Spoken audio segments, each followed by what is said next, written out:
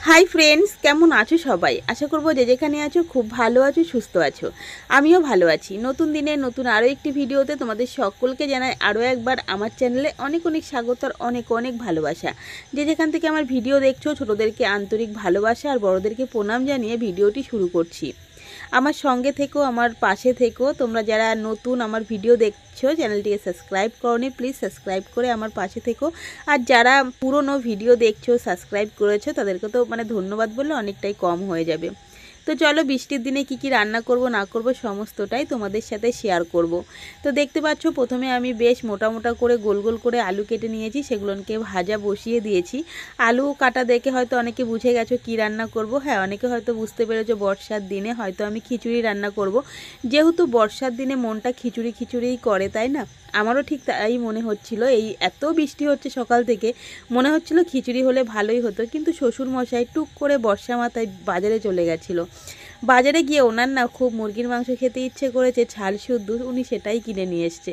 তো যাই হোক, আর আমিও দেখো ঝটাপট রান্না বসিয়ে দিয়েছি। সকাল থেকে এত প্রচুর বৃষ্টি হচ্ছে, জানো না, তো উঠতে ইচ্ছে করছিল না, মনে হচ্ছিল যেন ঘুমিয়ে থাকি, শুয়ে শুয়ে ফোন ঘাঁটি। কারণ এখন তো ওয়েদারটাও খারাপ, আর বৃষ্টির জল মাথায় পড়লে আর শরীর খারাপ প্রত্যেকেরই হচ্ছে, আর শরীর খারাপ তো হবেই।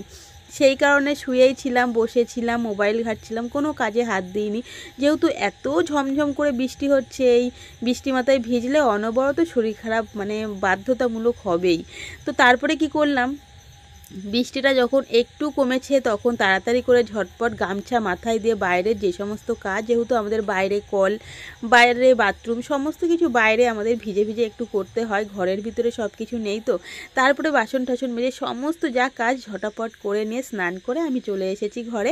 এসে দেখতে পাচ্ছ আমি রান্নাবান্না বসিয়ে দিয়েছি, আর আমার মাংসটা দেখতে পেলে বেশ সুন্দর করে কষিয়ে টুষিয়ে রান্না করলাম। তো বর্ষার দিনে খিচুড়ি খিচুড়ি মন করে, সেই সাথে যদি মুরগির মাংসও থাকে তো খুবই ভালো লাগে। তবে হ্যাঁ, ডিম ভাজি, তোমরা হয়তো ভাবছো আবার ডিমটা কেন ভাজছি। হ্যাঁ, ঠাকুমার জন্য ভাজছি। অনেকক্ষণ থেকে ওয়েট করছিলাম মাছ এলার জন্য।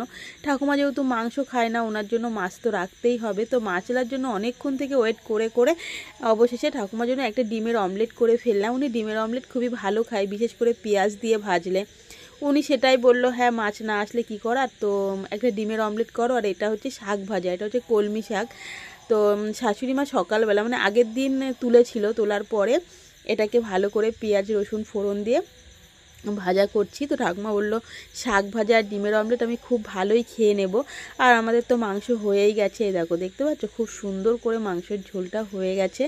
তো আজকে মাংসের ঝোলটা দেখে তোমরা বলো তো কেমন হতে পারে, আজকে আমি বলবো না কেমন হয়েছে। তো যাই হোক, তারপরে দেখো তোমরা ডিমেরটাকে তো ভেজেই নিয়েছি, তোমরা বুঝতে পেরে গেছো। এখন আমার রান্না আপাতত শেষ, আপাতত বলছি, চলো তোমরা দেখতে পাবে কি একটা চমক আছে।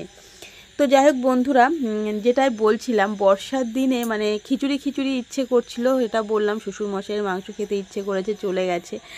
তো সবারই মন জয় করতে হবে। শ্বশুরবাড়িতে যখন এসেছি, আমার যেটা ইচ্ছে করছে সেটা বললে তো হবে না, অতএব শ্বশুরবাড়ির যে যেটা বলবে সেটাই করতে হবে। এই দেখো চমকটা হচ্ছে মাছ। তো হ্যাঁ, মাছওয়ালা আসেনি হুট করে, আবার মাছ কোথা থেকে পেয়ে গেলাম সেটাও একটা জানার বিষয়, তাই না?